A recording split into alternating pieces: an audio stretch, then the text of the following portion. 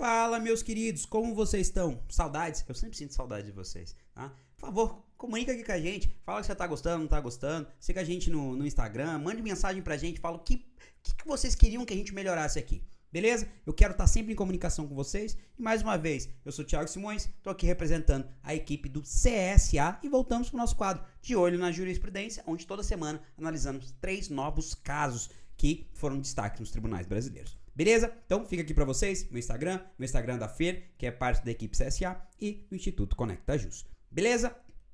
Vamos pro nosso primeiro caso da noite. Eu vou ler a tese para vocês, depois eu explico a ratio desse julgado, tá? Não é admissível o recurso especial que discute a transferência com base em normativos da ANEEL, tá? Da responsabilidade pela manutenção do sistema de iluminação pública, registrado como ativo imobilizado de serviço AIS, pelas distribuidoras de energia elétrica aos municípios e ao Distrito Federal. Beleza? Tranquilo. Aqui parece muito mais difícil do que é. Mas a questão, na verdade, aqui é sobre direito processual. Não é sobre direito administrativo, tá? Todo mundo sabe que as agências reguladoras podem praticar atos normativos, nós temos o poder normativo próprio das agências reguladoras. Beleza, todo mundo sabe disso, tranquilo? Porém, o que acontece nesse caso em específico, tá? Iam se apresentando vários recursos especiais questionando essa hipótese que a gente acabou de ler aqui, questionando esses atos de outorga para os municípios da distribuição de energia elétrica. Beleza? Tranquilo. Só que esses atos normativos, na verdade, eram atos da ANEEL. Entende? E vocês lembram que somente cabe recurso especial, beleza? Quando o ato violado for um tratado, tá? Um tratado ou uma lei federal, beleza? Então, não cabe recurso especial nestes casos, beleza? Tranquilo. Porém, o que o STJ começou a fazer? Tá? Vou contar uma historinha.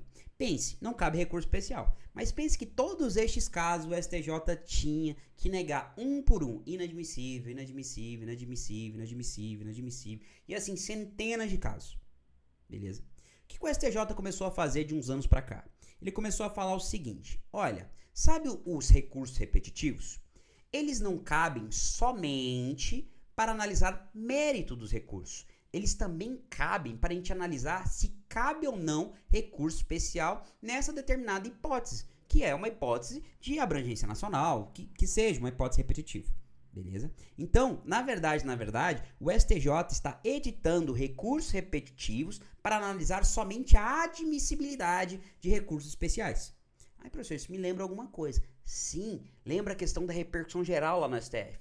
Lembra, lá no STF, para que o STF julgue o mérito de um recurso, beleza? Ele tem que preencher 2 requisitos. O primeiro, tem que ter repercussão geral e tem que ser questão constitucional. Se não reconhecer estes 2 requisitos, já vai cair por terra, inadmissível, e todos os demais recursos que sejam semelhantes a ele, beleza? Mas o STJ hoje em dia ainda não tem isso, tá? A PEC da relevância até trouxe o requisito da relevância, tá? Da relevância da questão federal, mas ela ainda não foi regulamentada. Em razão disso, o STJ se vê obrigado a afetar temas repetitivos para julgar admissibilidade ou não de determinados temas. Beleza? Deu para entender a lógica? Então aqui o STJ está afetando temas repetitivos para julgar admissibilidade ou não de recurso especial. Não, na verdade, para analisar o mérito da questão.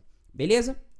Então, uma visão geral para vocês fixarem. Então, a ratio é: cabe RESP, com base no artigo 105.3 da Constituição Federal, quando houver violação a tratado ou lei federal. Nesse caso que a gente acabou de falar, apenas se discute atos infralegais, quais sejam atos normativos da ANEEL. Beleza?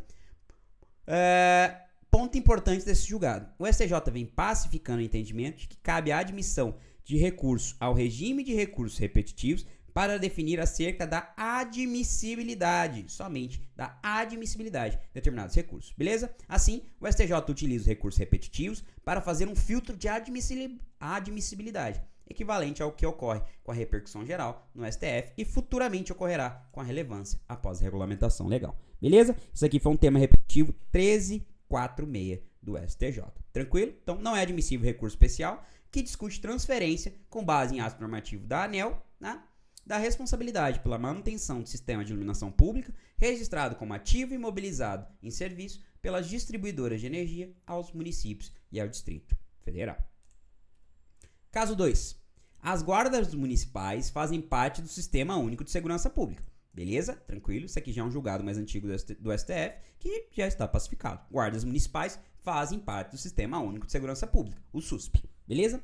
Mas não possuem direito à aposentadoria especial, visto que o rol constitucional de categorias com direito a esse benefício é taxativo e não as contempla. Beleza? Tranquilo? Então, uma coisa, outra coisa. Guarda Municipal integra, sim, o Sistema Único de Segurança Pública, o SUSP. Porém, não tem direito à aposentadoria especial. Ah, professor, mas as carreiras de segurança de um modo geral têm. Verdade. Porém, esse rol é taxativo, tá? A Constituição Federal previu expressamente quais são os casos que poderão dar aso a uma aposentadoria especial. E a Guarda Municipal não tá lá. Então, você tem que respeitar a Constituição. Beleza? Então, aqui, o STF reconhece que as guardas municipais fazem parte do SUSP. Beleza. Porém, isso não confere isonomia com as demais carreiras da segurança pública, dado que há questões relevantes quanto ao regime jurídico deste órgão. Beleza? A EC, a Emenda Constitucional 103 de 2019, estabeleceu um rol taxativo das categorias em que se pode instituir idade e tempo de contribuição diferenciados mediante lei complementar, tá? Então tem um rol taxativo, beleza? Das categorias. Como as guardas municipais não figuram de modo expresso nessa listagem, os respectivos entes federados ficam impedidos, tá, de conceder aposentadoria especial para essas carreiras. E mais, a gente nem poderia falar que, professor, mas existe aquela possibilidade de aposentadoria especial quando estiver diante atividades nocivas, insalubres, não, tá? Por que não, tá? Veio o STF falou pra gente, olha, é inaplicável a regra da aposentadoria especial do artigo 40, parágrafo 4º, C do texto constitucional, que é essa aposentadoria especial para atividades insalubres e tal, que pode ser criada por lei complementar. Por quê? Porque não se admite a presunção de exposição a agentes nocivos à saúde, pelo mero enquadramento profissional ou ocupacional. Então, isso tem que ser provado in loco, na situação, mediante laudo pericial, inclusive, tá? Ao contrário, é indispensável que se comprove a efetiva exposição de agentes químicos, físicos ou biológicos, tá? Então, mero exercício da atividade profissional de guarda municipal não é insalubre, tá? E eventual criação de benefício sem a fonte de custeio e medidas compensatórias viola o artigo 195, parágrafo 5º da Constituição Federal, que é expresso em afirmar: somente pode criar novo benefício previdenciário se demonstrar a fonte de custeio, tá? E eventual medida compensatória. Tranquilo? Você não pode criar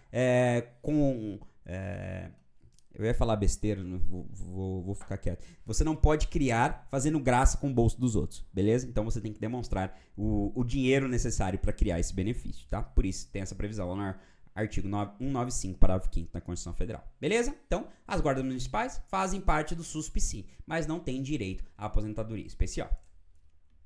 Caso 3, tá?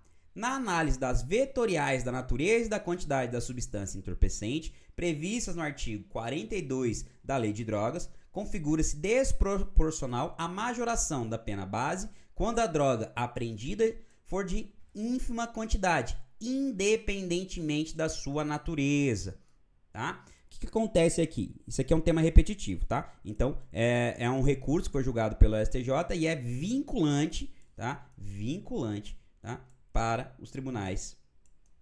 Vinculante. Nossa, como é o desenho bonito. Vinculantes, tá? Para os tribunais locais, tá? Então, o que acontecia aqui, tá? Vou resumir para vocês. Seguinte, tá? Alguém era apreendido com drogas, tá? E os juízes, o que eles faziam? Eles analisavam, olha, isso aqui é crack e cocaína. Essa droga é muito mais perigosa do que maconha. Então, ainda que a droga tenha sido apreendida em pouca quantidade, vou aumentar a pena base, com base no artigo 42 da Lei de Drogas, beleza? Porém, veio o STJ e falou o seguinte, olha, não senhor, tá? Não me interessa qual é o tipo da droga e qual é a nocividade dela para a saúde, tá? Isso não é problema seu, beleza? O que você deve analisar? Você deve analisar qual é a quantidade da droga. Se for pouca quantidade, independe, tá? Independe da natureza da droga. Se é crack, se é cocaína, se é maconha, problema dele, isso já está dentro da lei de drogas. O crime de tráfico de drogas já é isso, beleza? Então você não pode exasperar a pena base com base na natureza da droga. Isso já é íncito ao tipo penal, Beleza? Então você só pode aumentar a pena base se for em relação à questão da quantidade da droga apreendida. E não pela natureza da droga. Se é cocaína, se é cocaína, se é crack e assim por diante. Beleza? Então, resumindo, o artigo 42 da Lei 11.343 de 2006, a Lei de Drogas, dispõe que, na fixação das penas bases relacionadas ao tráfico de drogas, devem ser consideradas com preponderância sobre o previsto no artigo 59 do Código Penal, a natureza e a quantidade da substância ou do produto, além da personalidade e da conduta social do agente, tá? Então, isso aqui são os qualificativos que devem ser analisados na fixação da pena base, beleza? Porém, a elevada nocividade abstrata de certas substâncias não autoriza conclusão diversa quando a porção apreendida é insignificante, ou seja, baixíssima quantidade, tá?